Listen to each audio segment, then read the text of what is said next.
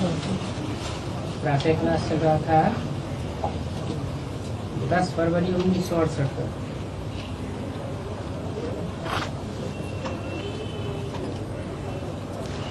बात चल रही थी, पहले तो अपन को आत्मा समझें तभी बाप को याद कर सकते हैं, नहीं तो याद नहीं कर सकेंगे। क्योंकि याद तो रूहानी बाप को ही करना है।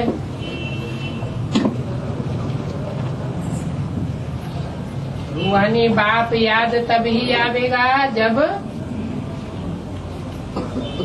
आत्मिक स्थिति में स्थित होंगे। इस अंतिम जन्म में ही अपन को आत्मा समझने की प्रैक्टिस करनी है।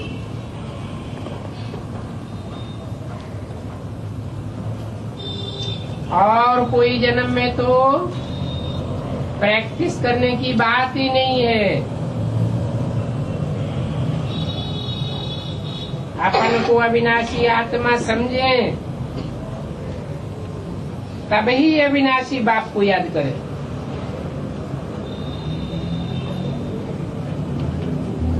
आत्मा और परमात्मा के रूप का किसी को भी पता नहीं है। बल कहते हैं चमकता है जब सितारा, परंतु वो अजब सितारा याद थोड़ी रहता है। तुम कहते हो आत्मा बिंदी है, परमात्मा भी बिंदी है। ऐसा कहने से वो हंसी उड़ाते हैं। अरे आत्मा को रियलाइज करना चाहिए ना। जिसने आत्मा और परमात्मा को रियलाइज किया है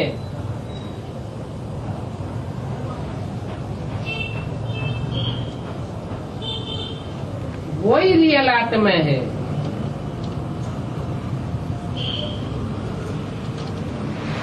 नहीं तो जनावर है। पहले तो ये समझना चाहिए मैं आत्मा हूँ। मुझे आत्मा को 20 जन्मों का, 50 जन्मों का व 84 जन्मों का पार्ट मिला हुआ है। अच्छा समझो तुम्हारे 30 जन्म पूरे हुए, बाकी समय तुम कहाँ थे? और धर्म वालों से ऐसे पूछ सकते हैं। आत्मा का भी कोई को पता नहीं है। यहाँ तो आत्मा और परमात्मा दोनों का रियलाइजेशन होता है, जिससे आत्मा का योग परमात्मा बाप से रहे और बाप से वर्षा पाई सके। सारा दिन विचार सागर मंथन करना चाहिए आत्मा के बारे में कि हम आत्मा ने कब कब कैसे कैसे कहाँ कहाँ जन्म लिए। अच्छे भक्त लोग जो होते हैं वो सवेरे उठ करके माला फेरते हैं।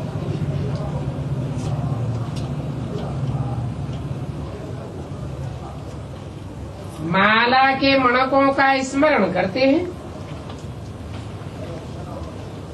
परंतु उनको तो अल्पकाल का सुख मिलता है और तुमको तो यहाँ माला के मणकों का असली स्मरण होता है, जिससे तुम 21 जन्मों का अथाह सुख पाते हो। ये भी धारणा होती रहे तो भी खुशी का पारा चढ़ा रही कि वेद का बाप हमको पढ़ाई रहे हैं।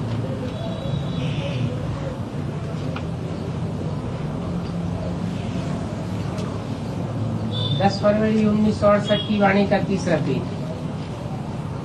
जो सर्विस करने वाले हैं उन्हों को ही खुशी रहती है, उन्हीं का ही विचार सागर मंथन चलता है। सर्विस नहीं करते हैं तो विचार सागर मंथन भी चल न सके।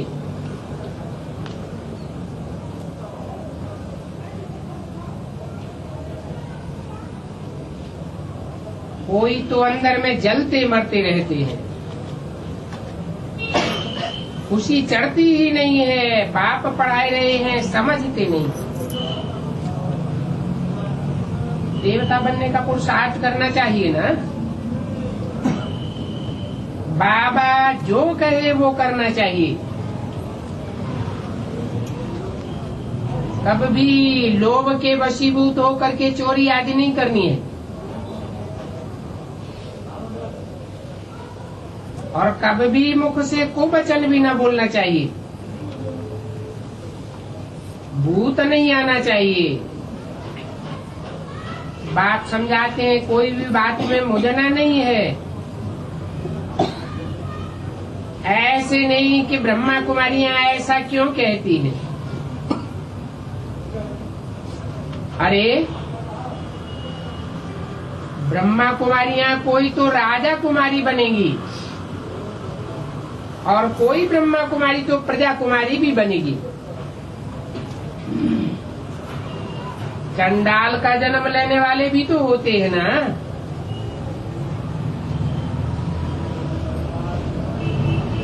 ऐसे फिर पूरी पढ़ाई पढ़ते नहीं हैं, और ही टीचर का माथा खपाते रहते हैं। वो भी ड्रामा में नूद है। सभी सेंटर्स पर ऐसा माथा कपाने वाले होते हैं।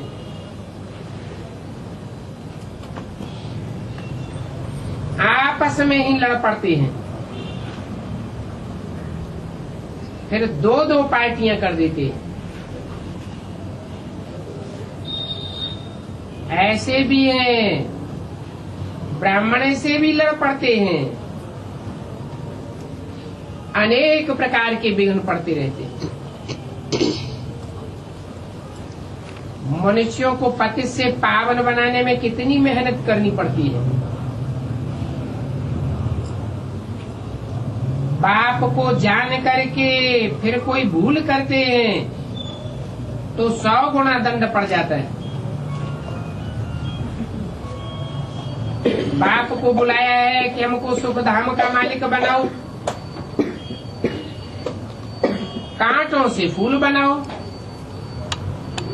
तो श्रीमत पर भी चलना चाहिए ना, तभी तो ऊंचे पद पावेंगे। नहीं तो कल्प कल्पांतर पाई पैसे का पद पाते रहेंगे। तभी बाप कहते हैं अपना जीवन तो हीरे जैसा बनाओ। कल्प कल्प की बाजी है। भक्ति मार्ग में भी कौड़ी मिसल, ज्ञान मार्ग में भी कौड़ी मिसल जीवन रहा, तो फिर बाकी मिला ही क्या। पिछाड़ी में आने वाले को पाई पैसे का सुख मिलेगा।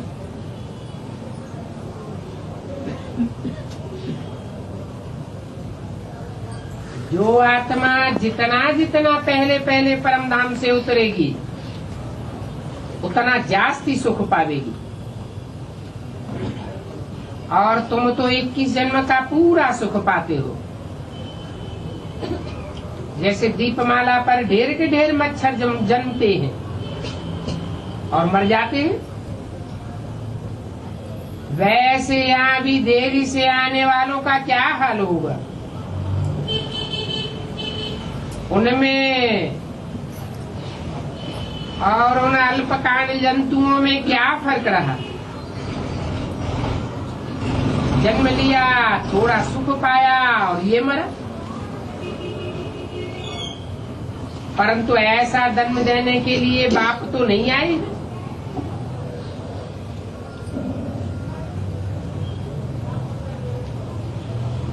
बाप तो आकर के पढ़ाते हैं। कोई तो पुरुषार्थ करके सतयुग में 21 जन्म के लिए महाराजा भी बनते हैं। तो रात दिन का फर्क तो देखो कितना है। नंबरवार मर्तबे होते हैं ना। राजा बनता है कोई प्रेसिडेंट आदि बनता है, कोई मेहतर बनता है। इसको कहा जाता है पास्ट के कर्म ऐसे किए हुए हैं तब ही यहाँ जन्म लिया है। ऐसे नहीं कि साहूकार तो फिर साहूकार के घर में ही जन्म जाकर लेंगे। तो तब ले सकते हैं जब दान पुण्य करेंगे और गुण भी अच्छे होंगे। बाबा का देखा हुआ है, एक राजा बड़ा ही फर्स्ट क्लास करोड़पति था। उनको बच्चा हुआ, राजकुमार ठहरा ना, अहो सौभाग्य कि राजा के पास जन्म हुआ। बड़ा होने से बच्चा संग दोष में आ गया और बाप मर गया। बस जो भी पैसे थे 2 मास में सब खत्म कर दिए। देखो जन्म तो अच्छे घर में मिला, फिर कर्म इतने बुरे किए तो दूसरा जन्म क्या मिलेगा?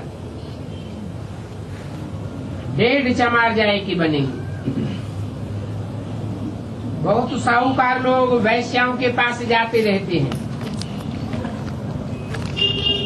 फिर उनको क्या अच्छा जन्म मिलेगा? तो इसमें भी जो जितना पुरुषार्थ करेंगे, सीमत पर चलेंगे, उतना ही फायदा होगा। जो फरमान मानते ही नहीं है तो ना फरमान बरदार ठहरे ना। ऐसे कभी बाप के दिल पर चढ़ नहीं सकते। बाप समझाते रहते हैं जब तक चार्ट नहीं रखेंगे तब तक फायदा हो न सके। स्कूलों में भी चलन का, पढ़ाई का रजिस्टर होता है ना। यहाँ तो बाप कहते हैं तुम अपना रजिस्टर अपने आप ही रखो, तो मालूम पड़े सारा दिन में हम क्या क्या करते हैं। शाम को रोज अपना चार्ट देखो, जो पाप आदि किए होंगे वो सब आए सामने खड़े हो जाएंगे। कोई यज्ञ में विरुद्ध काम किया होगा तो वो सामने आ जाएगा। फिर उस चार्ट में ये भी लिखो फलाने फलाने टाइम हमने खाना खाया और ये खाया, ये पिया, तो मालूम पड़ेगा कहाँ हम लोग तो नहीं किया ना। लिखना चाहिए हम कितना बारी दिन में खाते हैं।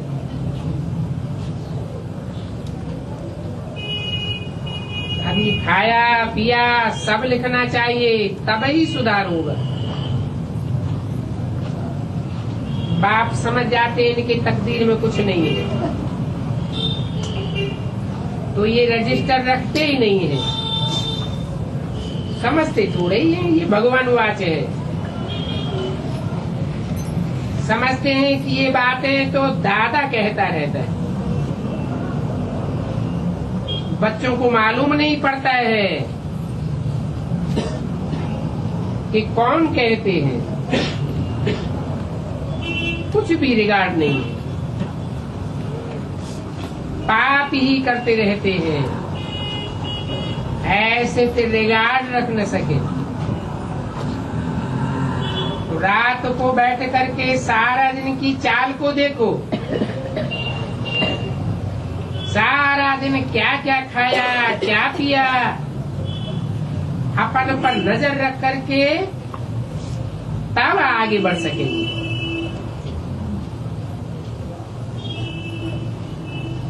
नहीं तो माया पादर लगाती रहती है। दे कायदे बोलते हैं, वो भी माया की पादर लगती है। इसलिए चार्ट लिखना अच्छा है, इस पर बच्चों को सावधानी मिलेगी। ऐसे ऐसे करो, फिर दूसरे दिन देखो कितना फर्क पड़ा। फिर वही भूल तो नहीं करते हैं। फिर वो काम छोड़ देना चाहिए। अच्छा, बच्चों को गुड मॉर्निंग।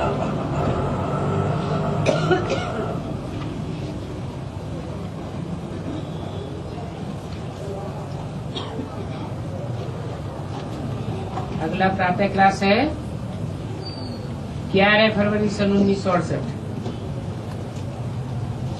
रूहानी बाप बैठे रूहानी को बच्चों को समझाते।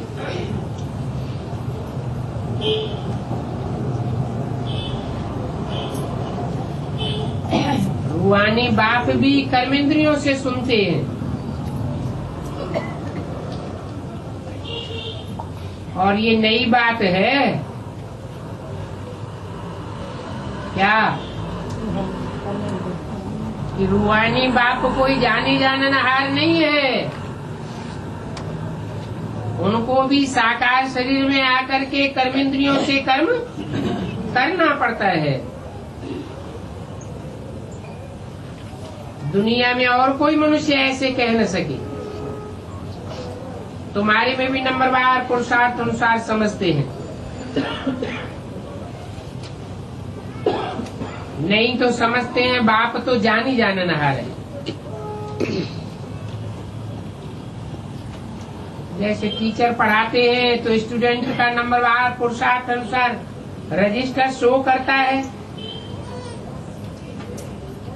रजिस्टर से ही उनकी पढ़ाई और चलन का पता पड़ जाता है। तो मूल है ही पढ़ाई और कैरेक्टर।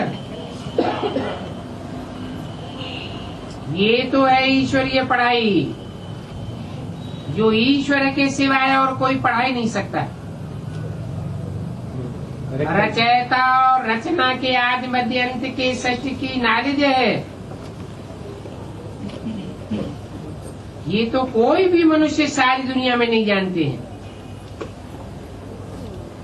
ऋषि मुनि जो इतने पढ़े लिखे शास्त्रों की अथॉरिटी होते हैं, वो प्राचीन ऋषि मुनि खुद कहते हैं हम रचयिता और रचना के आदि मध्यंत को नहीं जानते। नहीं जानते हैं तो नास्तिक है। तुम भी रचयिता को थोड़े ही जानते थे।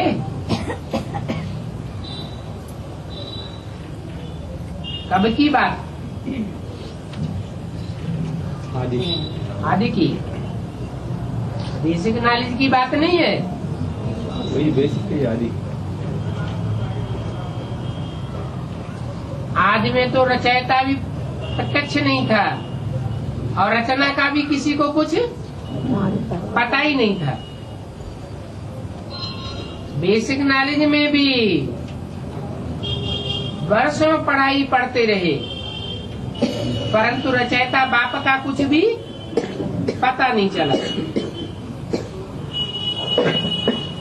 बाप को ही आकर के अपनी पहचान देनी पड़ती है।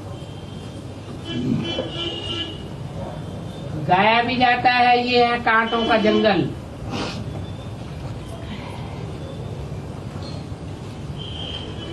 और ऐसे जंगल को आग जरूर लगती है।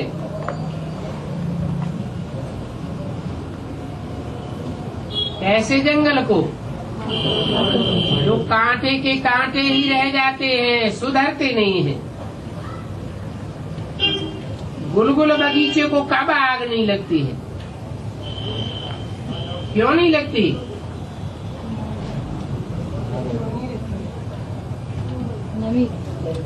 क्योंकि ज्ञान जल की नमी रहती है तो आग लगने का सवाल ही नहीं। जंगल तो सारा ही सूख जाता है, बगीचा तो गीला होता है। गीले को आग लग नहीं सकती, सूखे जंगल को आग झट लग जाएगी। सरसब्ज बगीचे को आग लगे ऐसा कब सुना नहीं होगा।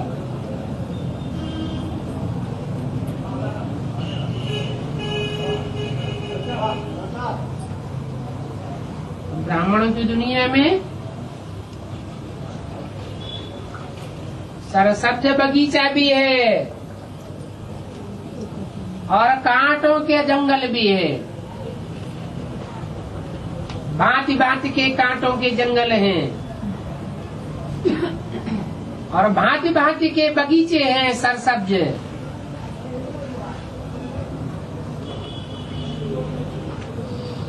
जंगल को आग तब लगी थी जबकि सरसब्ज बगीचे की स्थापना हो गई थी।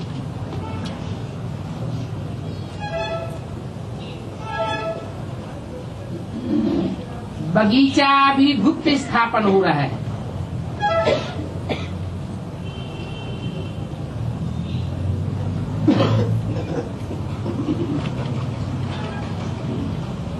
तुम जानते हो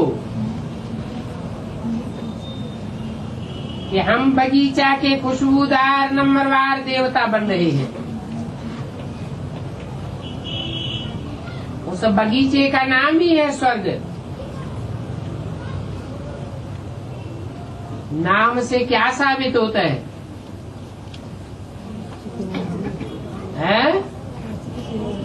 जरूर स्वस्थिति में जाने वाले हैं। जो स्वस्थिति में रहने वाले होंगे उनमें कितनी रूहानियत होगी, कितनी खुशबुएं होंगी। उस कांटों के जंगल में तो कितनी बदबूएं हैं। इनका नाम ही है नरक और उसका नाम है स्वर्ग। कहाँ शिवालय और कहाँ वैश्यालय। तुम कहाँ भी प्रदर्शनी आदि में स्वर्ग और नरक का बगीचा और कांटों का जंगल इस बात पर समझा सकते हो, परंतु वंडर है तुम कितना समझाते हो फिर भी उनकी बुद्धि में बैठता नहीं।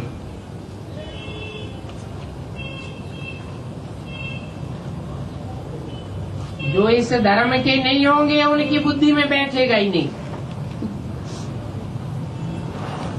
एक कान से सुना और दूसरे कान से निकाला। सतयुग त्रेता में भारतवासी कितने थोड़े होंगे।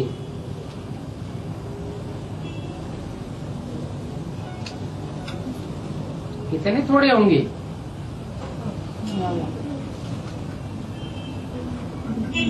सतयुग अंत में 2 करोड़ और त्रेता में 10 करोड़। फिर द्वापर कलयुग में वृद्धि हो जाती है। वहाँ सतयुग में 1 बच्चा,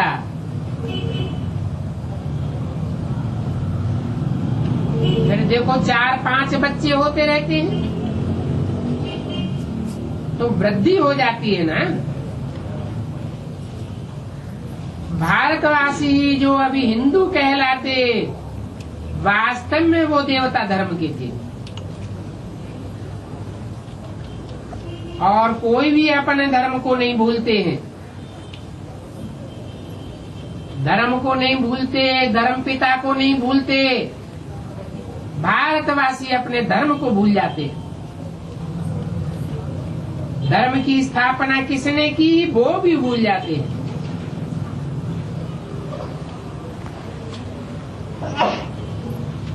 सब कुछ भूल जाते हैं तो देखो कितनी वृद्धि हो जाती है।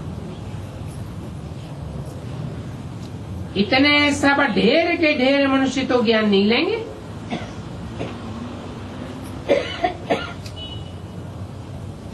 तुम हर एक अपनी अवस्था को समझ सकते हो।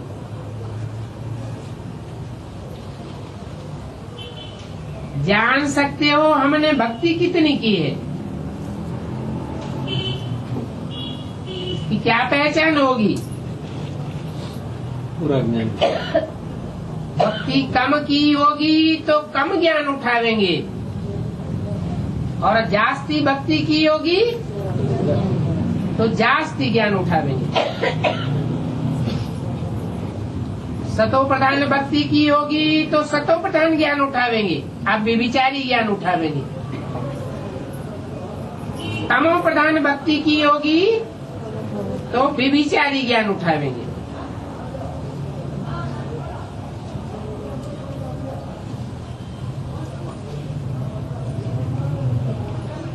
बहुत भक्ति की होगी तो बहुतों को उठावेंगे, बहुतों को समझावेंगे। ज्ञान नहीं उठा सकते हैं तो समझो इन्होंने भक्ति थोड़ी की है। थोड़ी भक्ति की होगी तो फल भी थोड़ा मिलेगा। भक्ति का फल क्या है? ज्ञान। तो हिसाब किताब है। बाबा को एक बच्चे ने और धर्म वाले के जन्मों का भी हिसाब निकाल करके भेजा था कि इस्लामियों के इतने जन्म, बौद्धियों के इतने जन्म होने चाहिए। बुद्ध भी तो धर्म स्थापक है ना। उनके पहले तो कोई बौद्ध धर्म का नहीं था।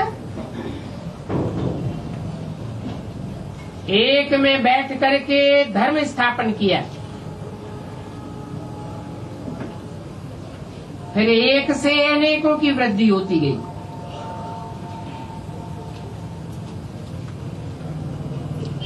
ये भी एक ही प्रजापिता है। इस एक से फिर कितनी वृद्धि होती है? कितनी वृद्धि होती है?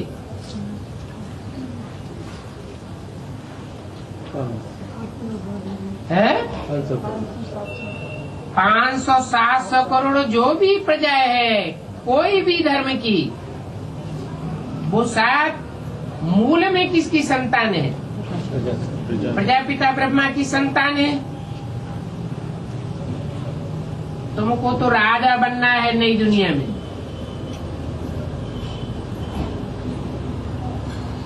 यहाँ तो तुम वनवास में हो।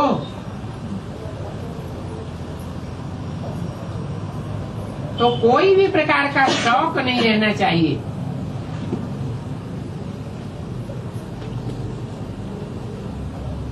हम अच्छे कपड़े डाई करान के पहने,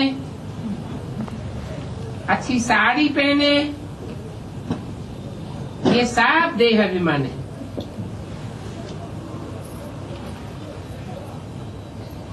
जो मिला सो अच्छा। इस दुनिया में तो बाकी थोड़ा समय रहना है। यहाँ अगर ऊंचे कपड़े पहनेंगे तो फिर वहाँ कम हो जाएगा।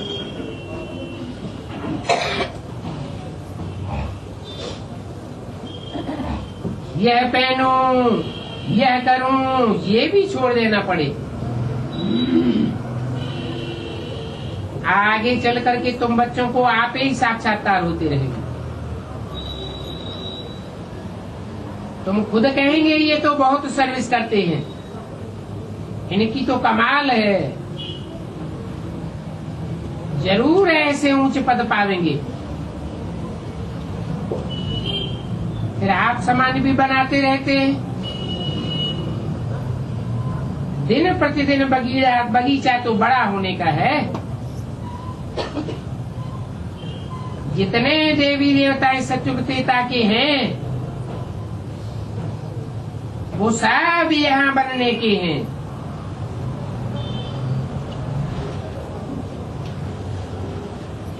प्रत्यक्ष हो जाएगा।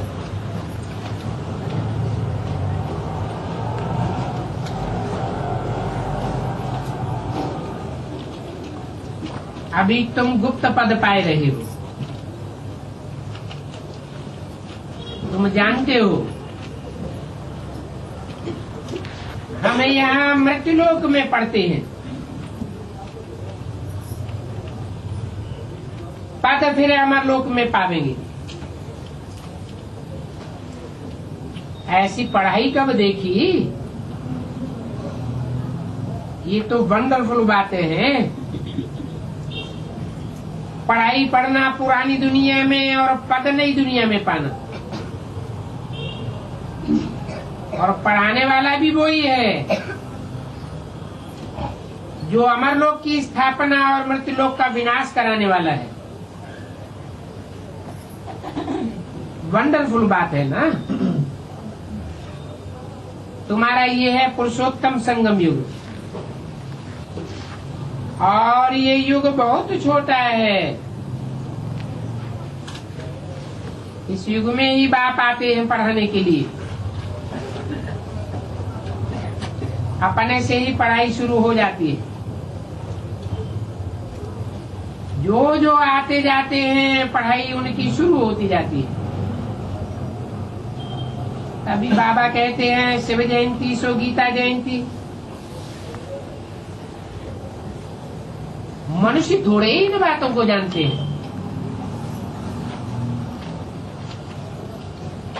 कि शिव के साथ गीता की जयंती कैसे होती है।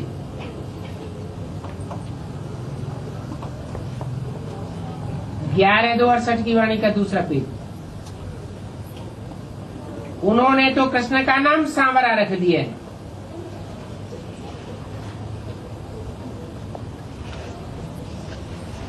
कहते ही है सांवरिया। अभी जब ये कोई भूल समझे, कितने बड़े बड़े आदमी म्यूजियम में आते हैं। ऐसे नहीं है कि वो बाप को पहचान लेते हैं। आते हैं चले जाते हैं, बिल्कुल भी नहीं जानते। इसलिए उनसे फार्म भराना चाहिए तो मालूम पड़े इन्होंने कुछ सीखा है। बाकी यहाँ आकर के क्या करेंगे? जैसे साधु महात्माओं के पास जाते हैं, परंतु यहाँ तो वो बात नहीं है। इनका तो वो ही साधारण रूप है,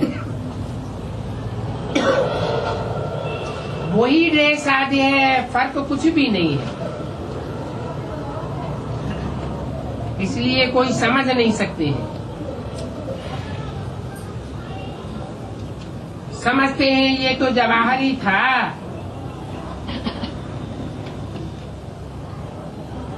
परंतु वो तो था विनाशी रत्नों का जवाहरी। अभी बने हैं अविनाशी ज्ञान रत्नों का जवाहरी। और तुम सौदा भी बेहद के बाप से करते हो। जो बड़ा सौदागर रत्नागर है, तुम हर एक अपन को समझो हम रूप बसंत हैं। हमारी आत्मा में ये ज्ञान के रतन लाखों लाख रुपए के हैं। वो भक्ति मार्ग के रतन तो पत्थर हैं। गीता भागवत शास्त्र आदि जो भी पढ़ते हैं वो पत्थर ही पत्थर हैं, जिनके पढ़ने से पत्थर बुद्धि ही बन जाते। और ये ज्ञान रतन सुनने से तुम पारस बुद्धि बन जाते। वो कितना शास्त्र आदि पढ़ते हैं, जितना पढ़ते हैं उतना गिरते ही जाते हैं। उन शास्त्रों में है ही झूठे पत्थर, उनको रतन नहीं कह सकते। ये भी समझ की बात है। कोई जो अच्छे समझू सयाने हैं वो समझ करके और धारण करते हैं।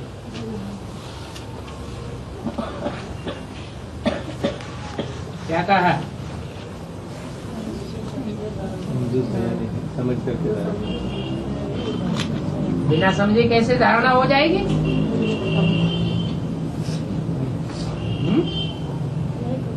नहीं समझने होता। नहीं समझते हैं तो रट लेते हैं, रटी रटाई बात सुनाते रहते हैं। गीता का भगवान कृष्ण नहीं है, शिव है।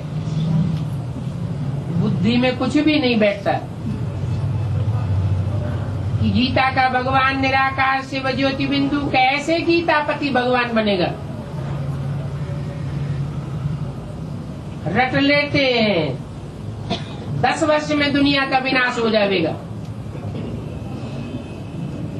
बुद्धि में बैठता नहीं है, इतनी बड़ी दुनिया का विनाश 10 वर्ष में कैसे हो जाएगा, कैसे नई दुनिया स्थापन हो जाएगी।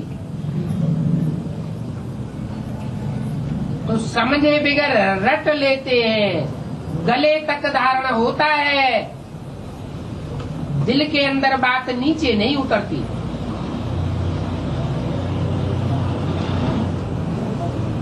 अब धारणा नहीं होती है तो कोई काम का नहीं।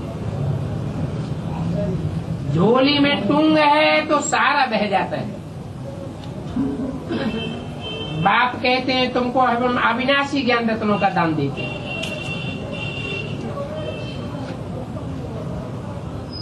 दान देते रहेंगे तो तुम भरतू होते रहेंगे, नहीं तो फिर कुछ भी धारणा नहीं होगी।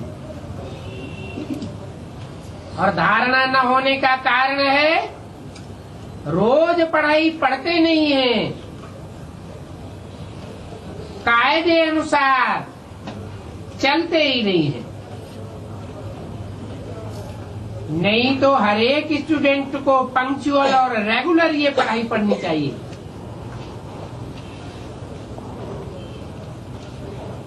इसमें सब्जेक्ट बहुत अच्छी चाहिए। 5 विकारों से बिल्कुल दूर जाना है।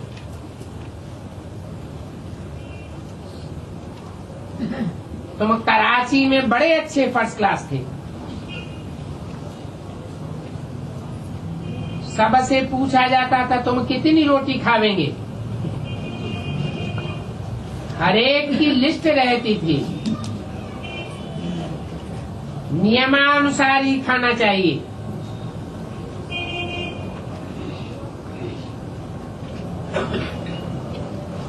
अभी तो माया की हवस बेताला कर देती है। बाप ने समझाया है त्योहार आदि जो मनाए जाते हैं वो सब इस समय की यादगार है। रखड़ी बंधन भी अभी का है।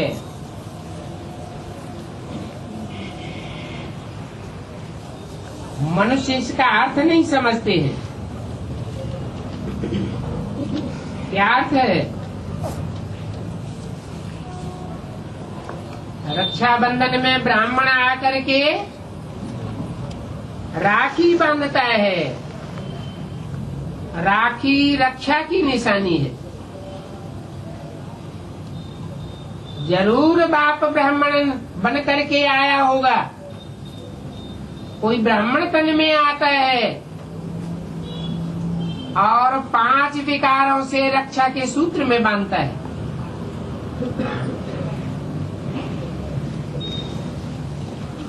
बाद में जब भक्ति तमो प्रधान होती है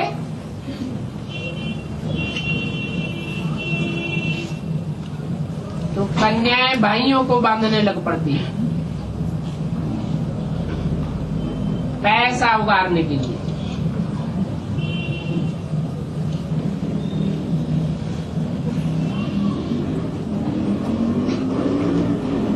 यहाँ तो पवित्र होने की राखी बांधी जाती है,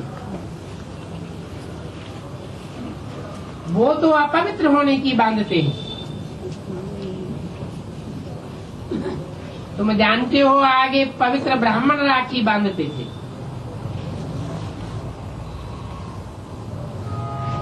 अभी छोकरियां अपने भाई को बांधती हैं खर्ची के लिए, परंतु पवित्रता की तो बात नहीं है। और रखड़ियां भी देखो कैसी कैसी फैंसी बनाते हैं। तो ये दीपमाला, ये दशहरा आदि सब संगम युग के हैं।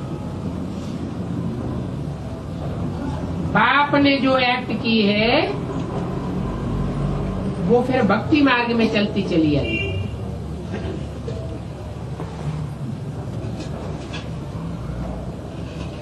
बाप तुमको सच्ची गीता सुना करके यह देवता बनाते हैं।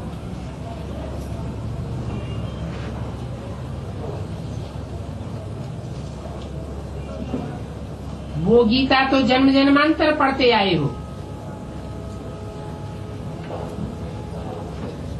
परंतु क्या लक्ष्मी नारायण बने? वो गीता पढ़ते पढ़ते और ही 3rd ग्रेड बन पड़े, फिर अभी तुम 1st ग्रेड में जाते हो। सत्यनारायण की कथा भी ये राजयोग हो गया।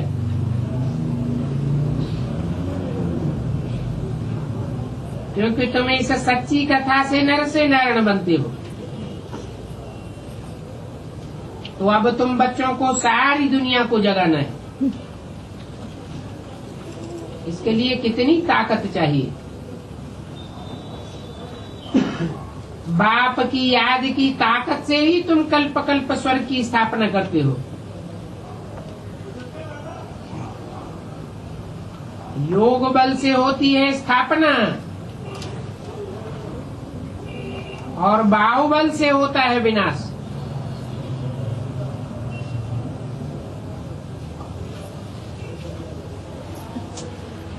अक्षर ही 2 हैं। योग बल अर्थात पवित्रता का बल, बाहुबल अर्थात अपवित्रता का बल।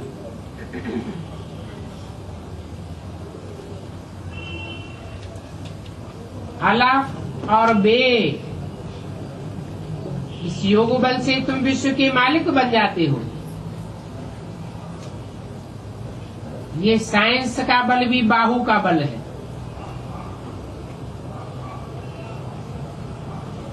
तुम्हारा ज्ञान तो बिल्कुल ही गुप्त है। तुम जो सतो प्रधान थे सो अब तमो प्रधान बने हो। फिर अभी तुमको सतो प्रधान बनना है। हर एक चीज नई सो फिर पुरानी जरूर होती। नई दुनिया में क्या नहीं होता है, पुरानी दुनिया में तो कुछ भी नहीं है। ये पुरानी दुनिया तो जैसे एकदम खोखा है। कहाँ भारत भर्तु स्वर्ग और कहाँ ये भारत नरक, रात दिन का फर्क हो जाता है। यहाँ तो है रावण राज्य, रावण को जलाते रहते हैं, परंतु जलाने का अर्थ भी जरा भी नहीं समझते। क्या जलाने का अर्थ है? हैं?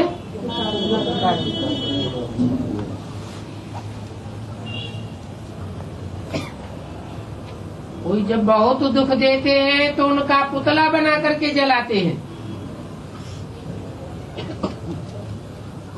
परंतु जानते नहीं हैं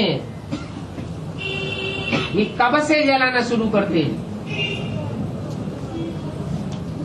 भक्ति द्वापर युग में तमो प्रधान होती है या कलयुग में तमो प्रधान होती है? तो द्वापर से जलाते आए या कलयुग में? कलयुग से ही रावण को जलाते हैं। जलाने का मतलब है जी को जलाना।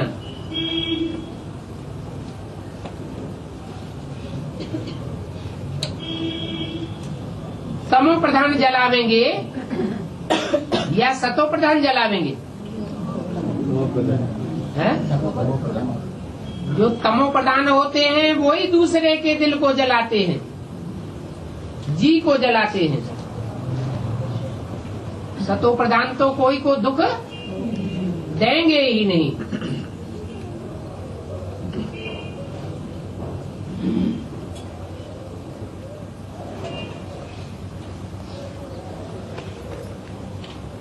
अभी तुम समझते हो कि भक्ति मार्ग में को क्या क्या करते रहते हो।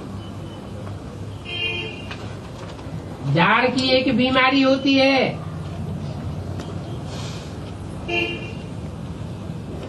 वो टुकड़ा लेकर के पाग में रखते हैं।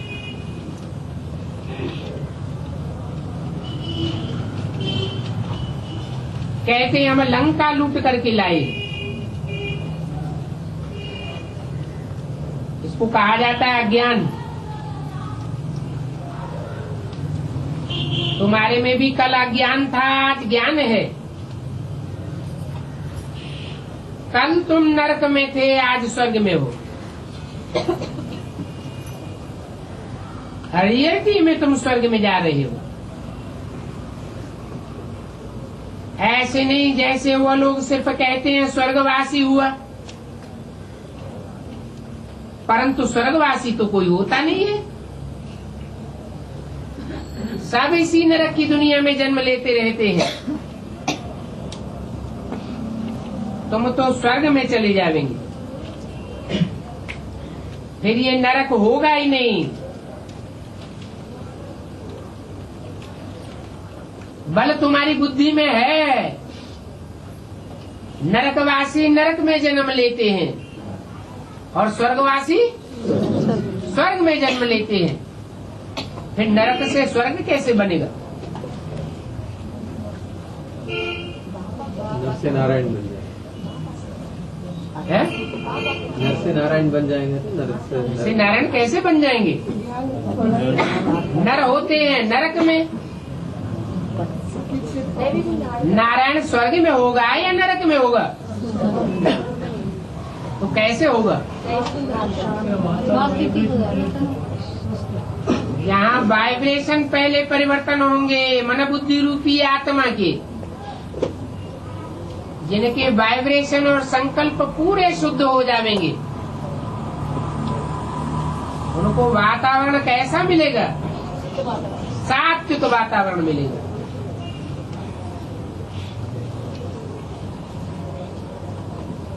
देवताओं को कोई दुख दे नहीं सकता, इसलिए कहते हैं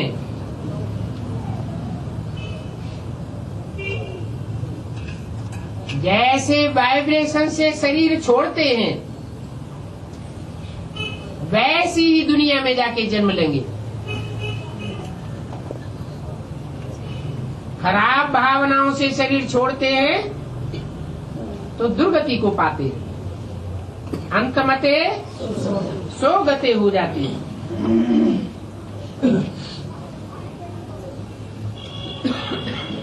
तुम जब स्वर्ग में जावेंगे तो तुम्हारा वाइब्रेशन नार की दुनिया का होगा ही नहीं। कितनी समझने की बातें हैं। और ये सेकंड में समझने की बातें हैं। बाप को याद करो तो विकर्म विनाश होंगे। फिर पाया पाप कर्मों के वाइब्रेशन से पीछा ही छूट जाएगा। ये बातें सभी को बतलाते रहो। बोलो तुम यह देवता थे, फिर 84 जन्म लेते लेते तुम यह बन गए हो। सतो प्रधान से तमो प्रधान बन गए, अभी फिर सतो प्रधान बनना है। आत्मा का तो विनाश नहीं होता है, परंतु आत्मा सतो प्रधान से तमो प्रधान बनती है।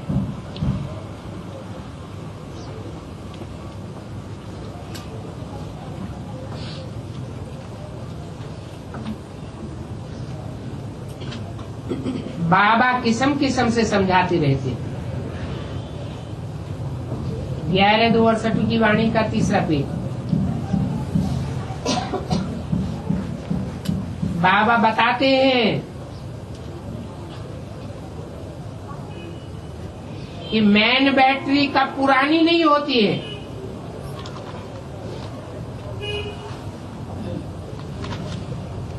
जैसे तुम्हारी आत्मा हद की बैटरी है, नई सो फिर पुरानी हो जाती है, भरतू होती है फिर खाली हो जाती है। परंतु बाप की बैटरी है सदैव भरतू, इसलिए उनका नाम ही क्या है? सदा शिव। बाबा कहते हैं अपन को छोटी आत्मा समझो, कहते भी हैं इनकी आत्मा निकल गई, तो जरूर बड़े शरीर में से निकल गई। आत्मा संस्कारों के अनुसार एक शरीर छोड़ करके दूसरा शरीर लेती है।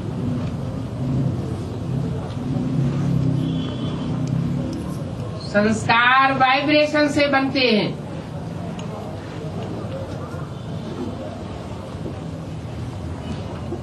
सभी आत्माओं को अभी वापस जाना है। तो ये ड्रामा है, ये सृष्टि का चक्र रिपीट होता रहता है।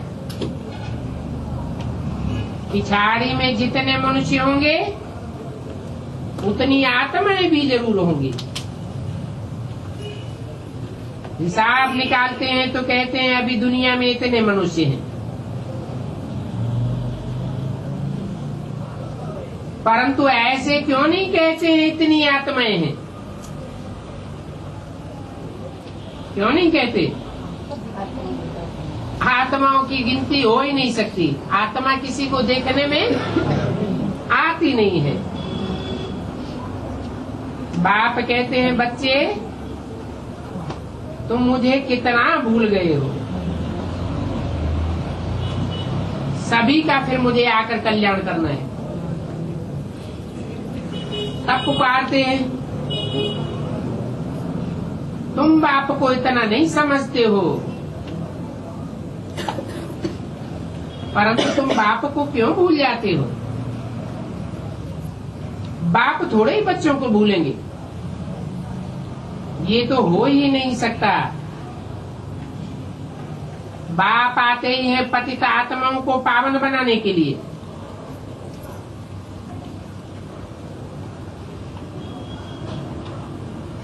ये गौमुख ठहरा ना,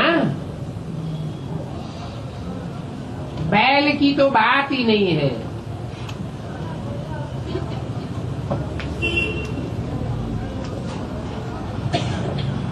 ये भाग्यशाली रथ है ना।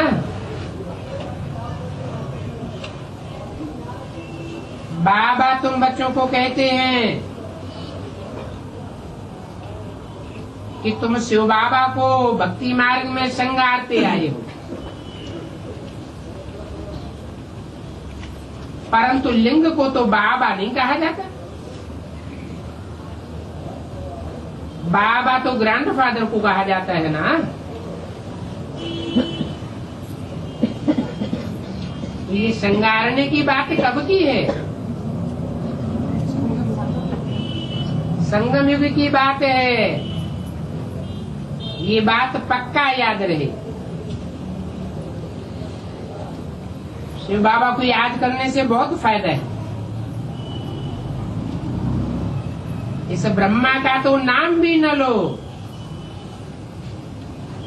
क्यों?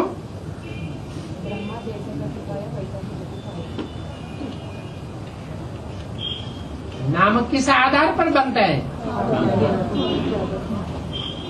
तो ब्रह्मा ने कोई काम सिद्ध नहीं किया होगा, तो भक्ति मार्ग में इनकी मूर्तियां मंदिर नहीं बनाए जाते हैं। बाबा भी कहते हैं ब्रह्मा का नाम न लो, इसलिए बाबा मम्मा का फोटो रखना भी पसंद नहीं करते हैं।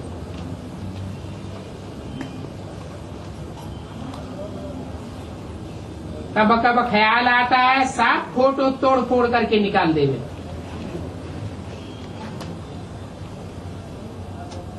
बाकी त्रिमूर्ति झाड़ में तो है ही समझाने के लिए, समझाना है। इनके द्वारा बाप पढ़ाते हैं।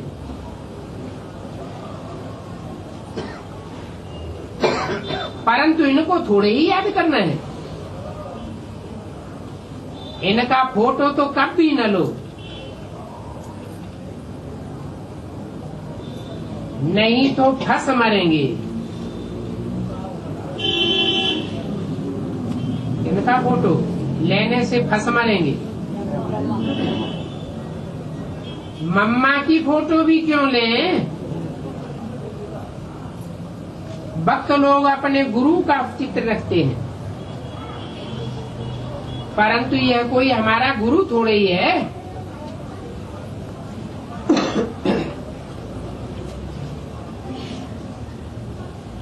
गुरु तो शिव बाबा है। बलिहारी उस बाप की है, उस पर ही बलिहार जाना है।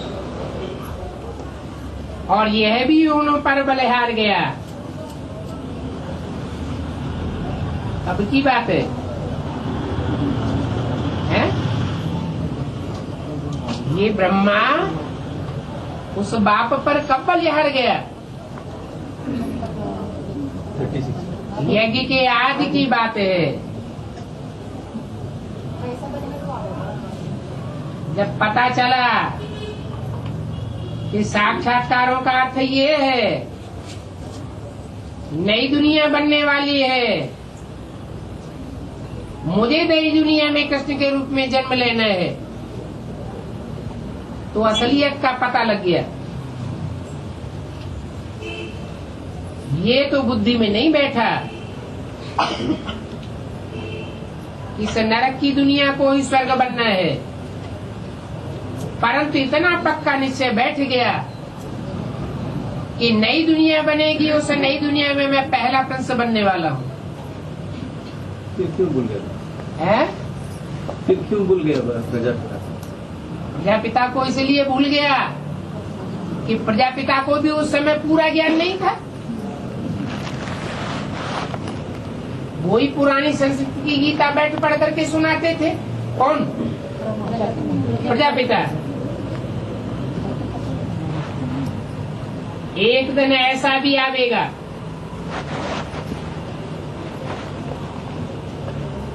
कि तुम ये मम्मा बाबा के फोटोज भी गुम कर देंगे।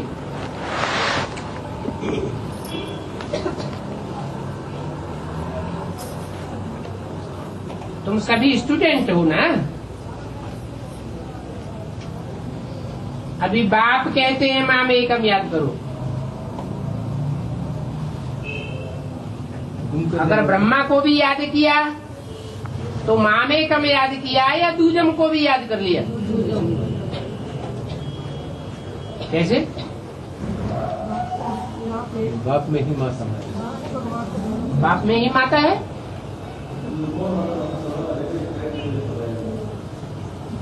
माँ में का माना मुझे एक पर्सनालिटी को याद करो।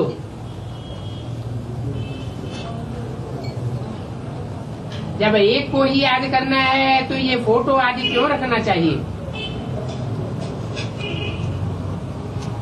वास्तव में मम्मा की फोटो रखना भी बेकायदे है।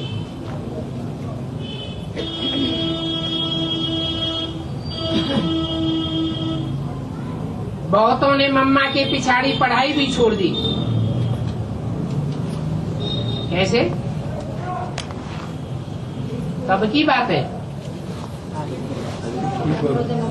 हैं? 64-65। जब मम्मा ने शरीर छोड़ा तो जिनका मम्मा से लगाव था वो ज्ञान छोड़ करके चले गए, यज्ञ छोड़ करके चले गए, पढ़ाई छोड़ दी, अपना बेरा ही घर कर दिया।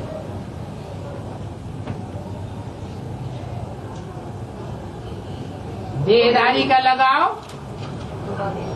चाहे कोई भी देहधारी क्यों न हो, एकदम बेड़ा गर्क कर देता है।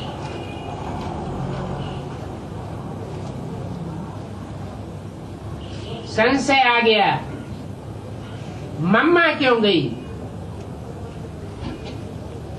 बाबा ने तो मुरली में बोला था ये ब्रह्मा बाबा भले चला जावे, परंतु मम्मा यज्ञ की अंत तक पालना करेगी।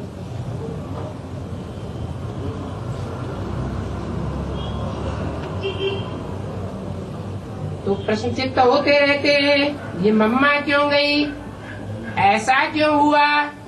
अरे बाप कहते हैं ये तो शरीर गया ना, कि आत्मा परम धाम चली गई, शरीर गया। सो तो सबका नंबरवार शरीर जाना है, कोई को भी रहना नहीं है।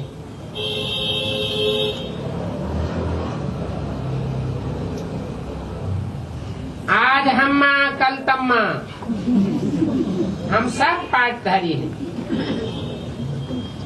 इसमें जरा भी संशय की बात नहीं,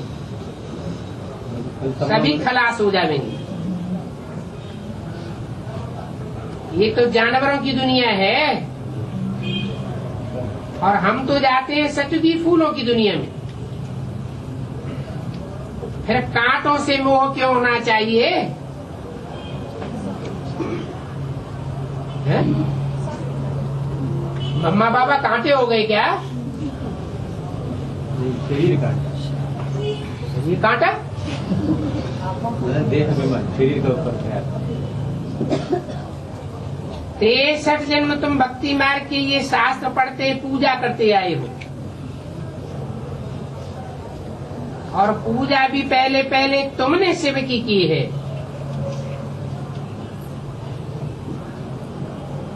तभी सोमनाथ का मंदिर बनाया है। मंदिर तो सभी राजाओं के घर में थे, इतने हीरे जवाहरात मंदिर में थे, पीछे कलयुग में आकर के चढ़ाई की है। एक मंदिर से भी कितना ले गए हैं। तो तुम ऐसे धनवान विश्व के मालिक बनते हो,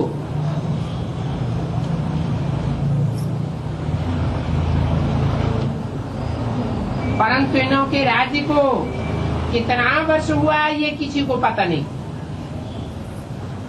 बाप बताते हैं 5000 वर्ष हुए, 2500 वर्ष तो राज्य किया, फिर 2500 वर्ष में इतने मठ पंथ आदि वृद्धि को पाते हैं। बच्चों को तो बहुत खुशी होनी चाहिए कि हमको बेहद का बाप पढ़ाते हैं, उनसे हमको अथाह मिल्कियत मिलती है।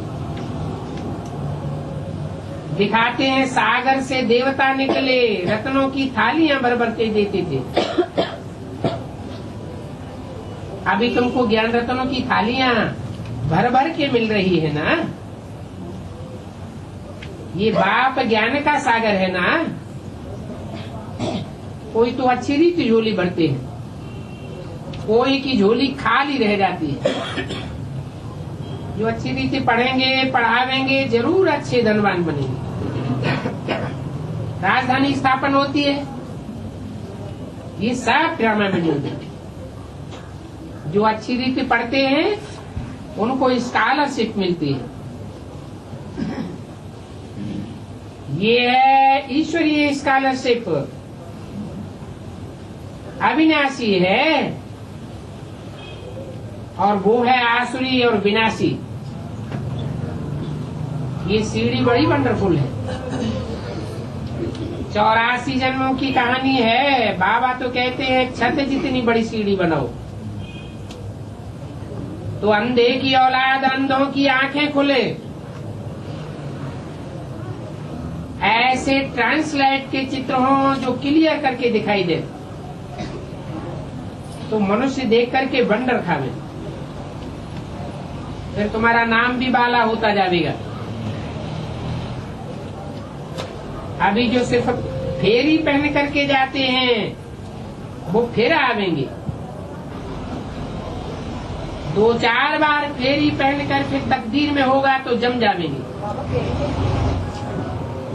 चक्कर काटना। यहाँ तो समय एक ही है, कहाँ जावेंगे? तुम बच्चों को बहुत मीठा बनना है, और मीठा भी तब बनेंगे जब याद में रहेंगे। याद से ही कशिश होगी, बार बार आवेंगे। ये सीढ़ी सभी आत्माओं को ले जाने की है।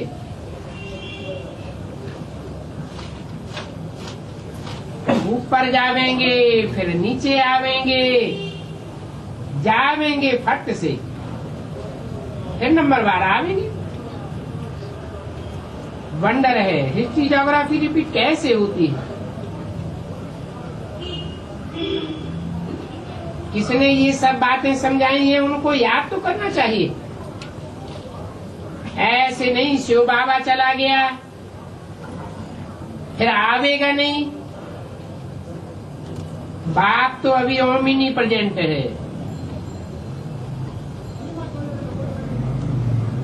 और वहाँ उस दुनिया में ओमनी प्रेजेंट है माया,